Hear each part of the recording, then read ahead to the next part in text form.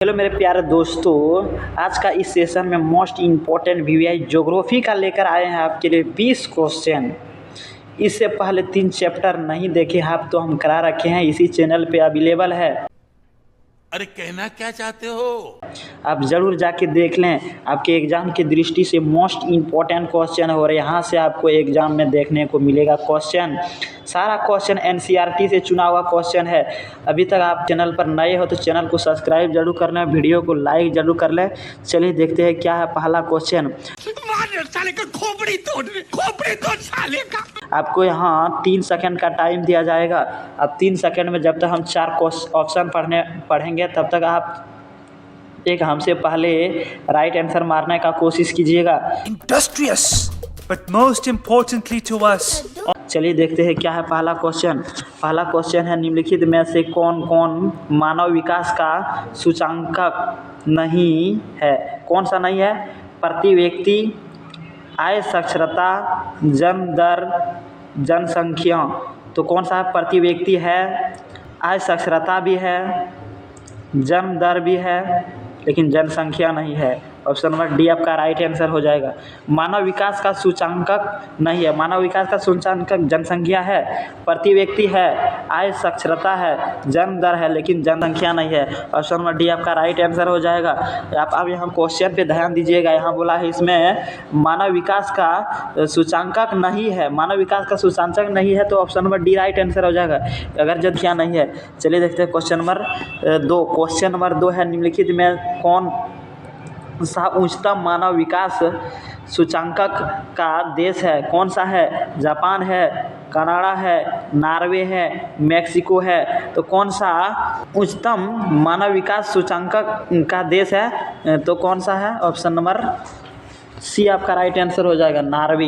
चलिए, कौन सा मानव विकास का सूचकांक वाला देश नहीं है? कौन सा है? नॉर्वे नहीं है, अर्जेंटीना नहीं है, जापान नहीं है, मिस्र नहीं है। कौन सा हो जाएगा? ऑप्शन नंबर डी आपका राइट आंसर हो जाएगा। चलिए देखते हैं क्वेश्चन नंबर 4। क्वेश्चन नंबर 4 है, विकास की अवधारणा निम्नलिखित में से किस विद्वान की देन है? कौन सा विद्वान की देन है? Prof Amartya Sen, doctor Mahbub ul Haq, Ellen C Semple, red jail.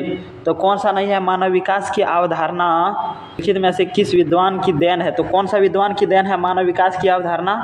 कौन सा विद्वान की देन है? प्रो की देन है प्रो अमर्त्य सेन, डॉक्टर मकबूल उल्हक,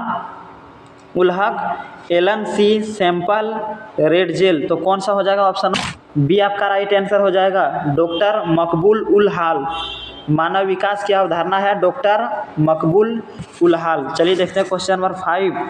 क्वेश्चन नंबर 5 है, निम्नलिखित में से कौन सा विकास का सर्वोत्तम वर्णन कराता है? कौन सा विकास का सर्वोत्तम वर्णन कराता? आकार में वृद्धि, गुण में धनात्मक परिवर्तन, आकार में स्थिरता, गुण में साधारण परिवर्तन। तो कौन सा विकास का सर्वोत्तम वर्णन कराता है? तो कौन सा कराता है? क्वेश्चन नंबर 5 का ऑप्शन नंबर बी आपका राइट आंसर हो जाएगा, गुणों में धनात्मक परिवर्तन।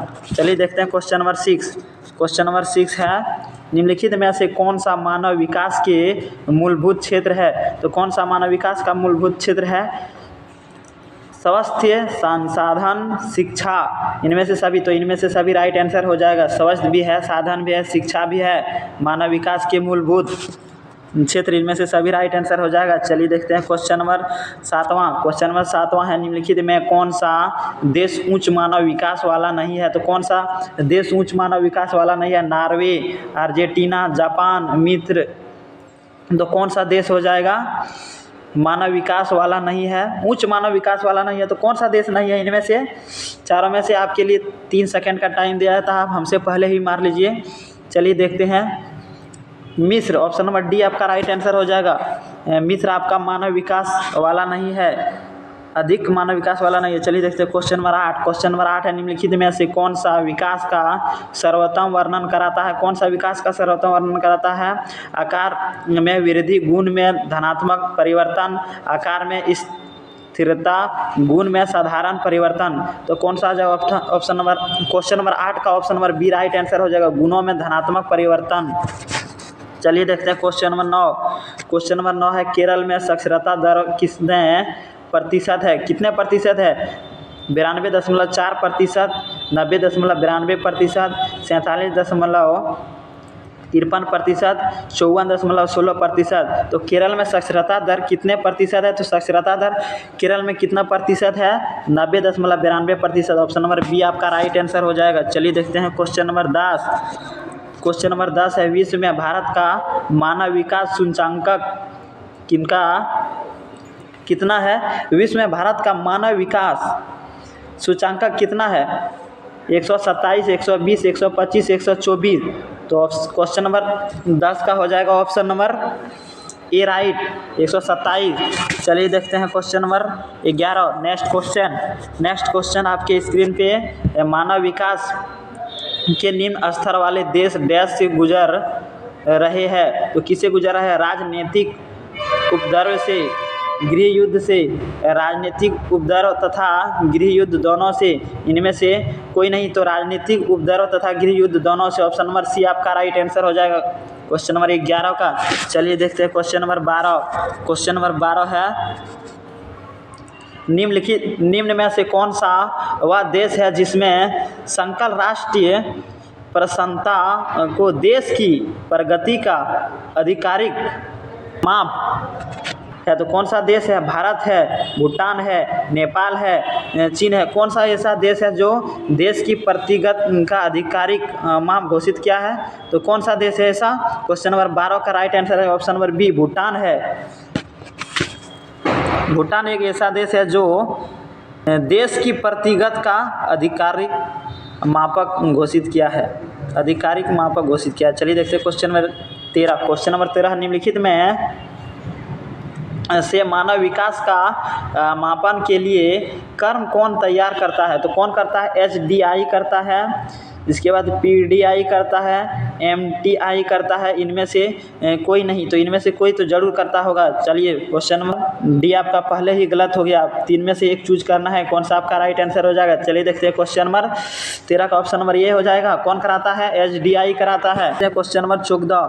क्वेश्चन नंबर 14 है निम्नलिखित में से कौन सा उपागम मानव विकास के सबसे पुराने उपागमों में से एक है? कौन से उपागम है जो मानव विकास के सबसे पुराने उपागम में से एक है?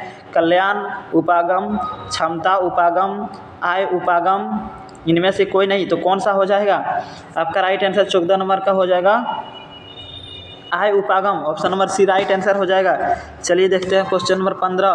क्वेश्चन नंबर 15 है सार्थक जीवन केवल डैश होता है? सार्थक जीवन केवल क्या होता है? दीर्घ नहीं होता है, दीर्घ है, लघु होता है, इनमें से कोई नहीं। तो सार्थक जीवन केवल डैश होता है, क्या होता है? इसमें कौन सा भराएगा? राइट आंसर कौन हो जाएगा? क्वेश्चन नंबर 14 का क्वेश्चन नंबर 15 का राइट आंसर हो जाएगा दीर्घ नहीं है। ऑप्शन नंबर ए इसमें भराएगा। चलिए देखते हैं 16 क्वेश्चन है अपने विकल्पों को चुनने की शक्ति का विचार कराना डैश कहलाता है? तो इसमें भी चूज करने वाला है, भरने वाला है। आत्मविश्वास कहलाता है, उत्पादकता कहलाता है, शक्तिकरण कहलाता है, संसाधनों का पहुंच कहलाता है। तो क्या कहलाता है? क्वेश्चन नंबर 16 का राइट आंसर हो जाएगा ऑप्शन नंबर सी, शक्तिकरण कहलाता है। यहाँ शक्तिकरण भरा जाएगा। चलिए देखते हैं आपका 17वां क्वेश्चन मानव विकास का अर्थ होता है? तो मानव विकास का अर्थ क्या होता है? मानव विकास का अर्थ होता है डैश।